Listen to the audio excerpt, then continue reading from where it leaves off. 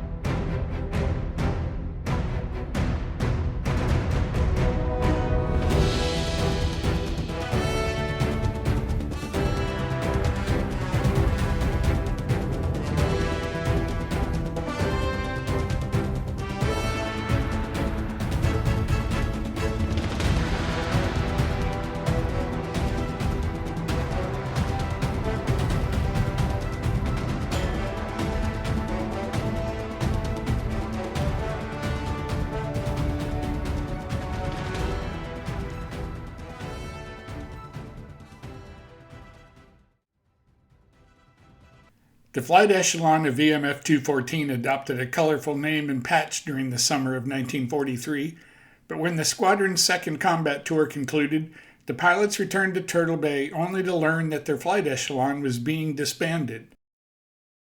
Their unit number had been given to a new set of pilots for a rapid turnaround back into combat. It was a matter of urgent necessity. Admiral Bull Halsey, commander of the South Pacific area, was already planning the next phase of his island-hopping campaign, the invasion of Bougainville, the largest and most heavily defended island in the Solomons. Due to a case of bad timing, 4 of his land-based Corsair squadrons, vital for the air war against the Japanese, had recently returned to the States, leaving Halsey woefully short of the most capable fighter in his inventory. His staff approved an unorthodox solution by authorizing the creation of a back-channel squadron using fighter pilots who were awaiting assignment to combat status. They were currently in a holding squadron at Turtle Bay, administratively attached to the rear echelon of VMF-124, under the temporary command of a salty veteran named Gregory Boyington. He was personally campaigning to return to combat duty after recovering from a broken ankle, sustained a few months earlier during a night of heavy drinking, when he challenged a subordinate pilot, a collegiate boxer, to a fight. Boyington, although a scrappy wrestler, had been thrown physically out the door of the Turtle Bay Officers Club and broke his left ankle. And that was the story of his life. Born in Coeur d'Alene, Idaho in 1912, Boyington was the son of an affluent dentist.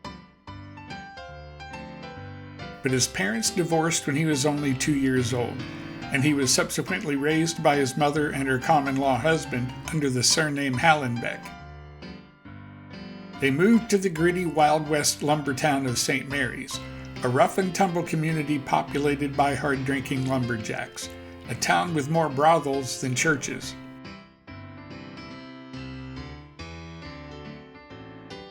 Remarkably, when Greg was only 6 years old, he and a buddy took their first airplane rides with famous barnstormer Clyde Pangborn, who brought his Jenny biplane to St. Mary's in the summer of 1919.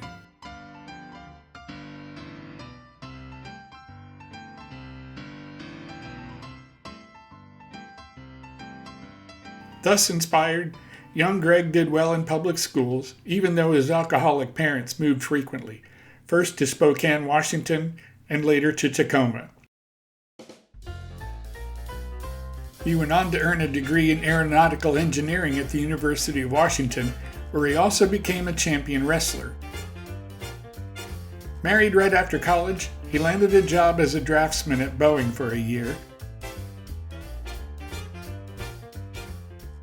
then joined the Marine Corps as an aviation cadet.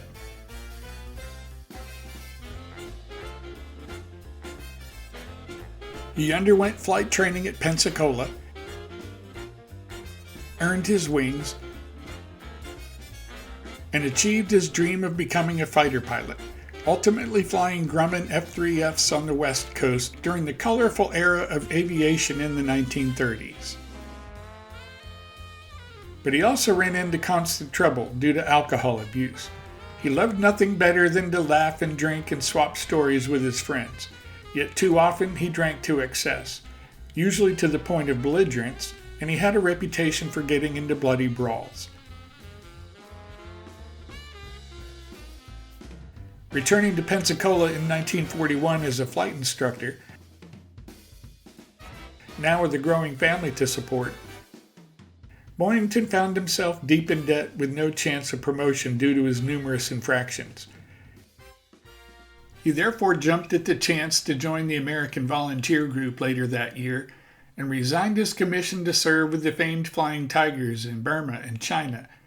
He was a gifted fighter pilot, but instead of redeeming his reputation, Boyington clashed with the group's leadership, particularly Colonel Claire Chennault. His heavy drinking and misguided antics also rubbed many of his fellow Flying Tigers the wrong way, and after a few troubled months with limited combat action, Boyington quit the AVG in disgrace. Upon his return to the States, Boyington told the Marine Corps that he had been a squadron leader in the AVG and had 6 Japanese planes to his credit. Both of these claims are untrue, although he did have 2 aerial victories according to AVG records. Regardless, the Marine Corps needed combat veterans, and Boyington was reinstated in the reserves at the rank of major. He sailed to the South Pacific as a replacement pilot in early 1943, and served 1 combat tour in F-4F Wildcats as the executive officer of VMF-122. After breaking his ankle in June 1943, Boyington was back at Turtle Bay, begging for another chance to redeem himself, and got the assignment to form a new flight echelon by selecting pilots from the replacement pool. He began by choosing Major Stan Bailey, who had already flown 2 combat tours, as his executive officer. Boyington and Bailey then selected the best qualified men from the pool of available pilots, many of whom were seasoned veterans with aerial kills to their credit. Among them were Captain Bob Ewing, already with 3 aerial victories and 1 probable to his credit, a better record than Boyington actually possessed, and Henry McCartney, a first lieutenant who had even more with 4 official victories. Henry Bourgeois from New Orleans had shot down 2 enemy planes. Other zero killers included Bill Case and Virgil Ray, a former flying sergeant, Paul Mullen from Pittsburgh, PA, and Sandy Sims from Philadelphia. At a time when new squadrons were allotted 2 or 3 combat veterans, Boyington's outfit boasted 9. He literally surrounded himself with talent, and most of the remaining pilots he selected were highly qualified. 4, including Jack Bolt from Florida, had gained hundreds of additional flight hours as instructors prior to shipping overseas. Chris McGee from Chicago had originally joined the Royal Canadian Air Force with hopes of flying Spitfires in England, and had received excellent training in Canada before a Marine Corps recruiter lured him back to the States. The pilots continued to be carried on the roster of VMF-124 while training commenced during the second half of August and extended into the first week of September 1943.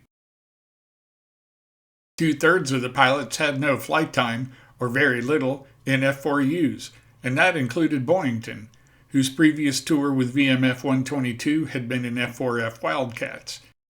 In the span of just a few weeks, the newcomers had to learn to master the fast, heavy Corsair, as well as practice the tactics necessary to fight effectively against the Japanese.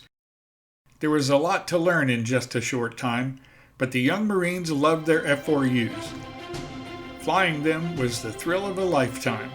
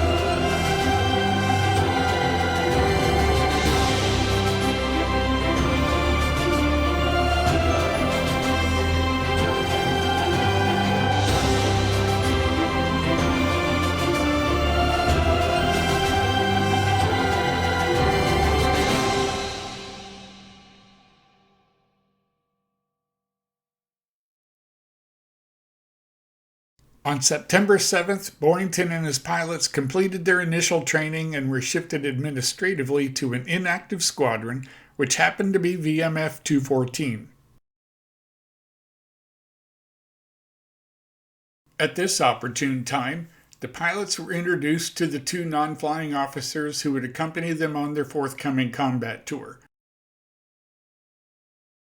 One was Navy Lieutenant Jim Reams, a fun-loving flight surgeon from the Deep South.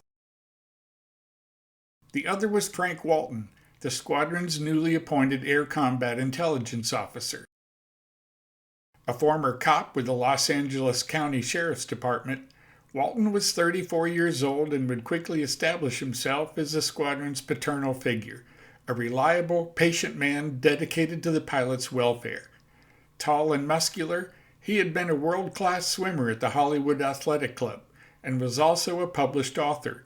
With a keen eye for detail and a flair for the dramatic, he was savvy with the press and often mingled with war correspondents.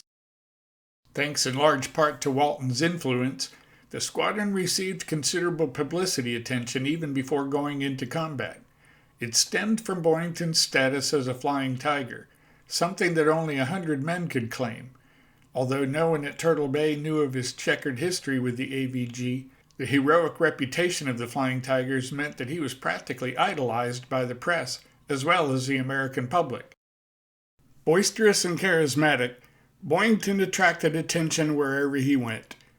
Turtle Bay was no different, and he quickly caught the eye of Captain John DeChant, an accomplished and influential correspondent who served as the first Marine Air Wing's public relations officer. On September 11th, Boyington and his new squadron received the full attention of DeChant and his public relations machine as cameramen and photographers staged several scenes for the newsreels and media outlets back home. Boyington and about a dozen of his pilots, mostly the veterans, gathered for a series of scenes near their operations hut, which still wore a hand-lettered sign indicating ownership by VMF-124. A number of segments were staged, including some that showed Boyington briefing his pilots while kneeling to scratch diagrams in the dirt. The pilots then filed into the tent used as a parachute loft. Note the photographer who accidentally walked into the scene from the side of the tent, then ducked back out of sight. A few moments later, the pilots came streaming out with full flight gear on to simulate a scramble, and that same photographer snapped an iconic image that has been published far and wide.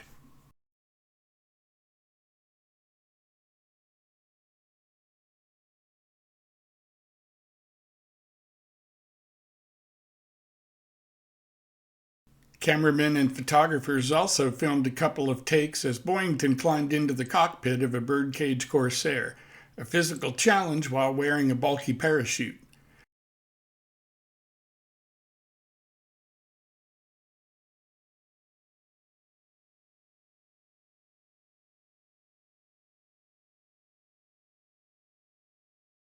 Note that he's wearing a lightweight khaki uniform and low-quarter shoes, further evidence that the scene was staged. The fuselage of the Corsair was slick with rain from a recent downpour, causing one of the pilots to slip momentarily as he heaved himself into the cockpit.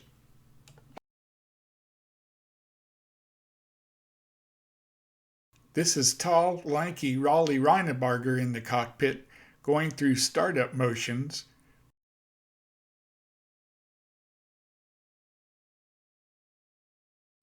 and a scene of Bill Case strapping on his helmet and its irritating chin strap.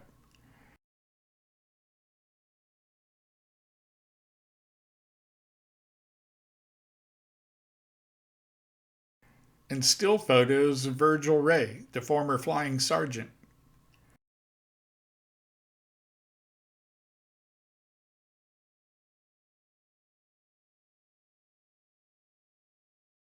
Just one day later, the commander of the 1st Marine Air Wing, Brigadier General James Moore, gave Boyington verbal orders to move his flight echelon to Guadalcanal.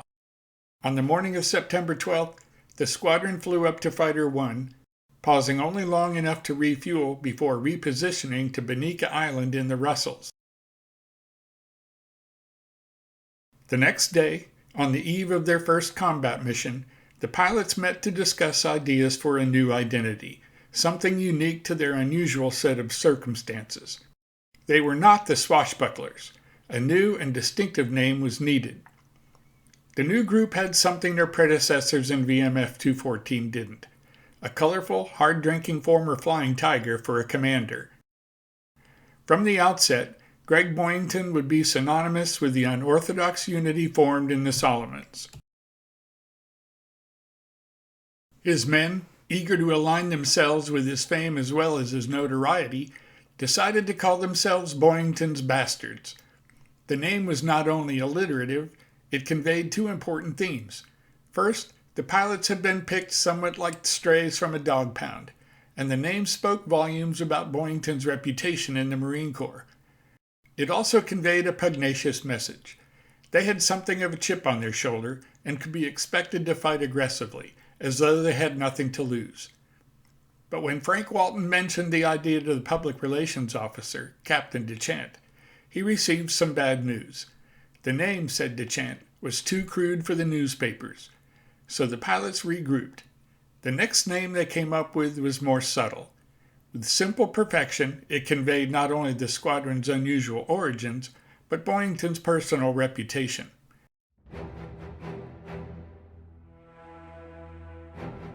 They designed a patch that incorporated a so-called bar sinister, a diagonal line that denotes illegitimacy in heraldry, and they included a woebegone sheep along with the unit number 214. Thus, Boyington's Bastards morphed into something altogether more clever. Forevermore, VMF-214 would be known as the Black Sheep.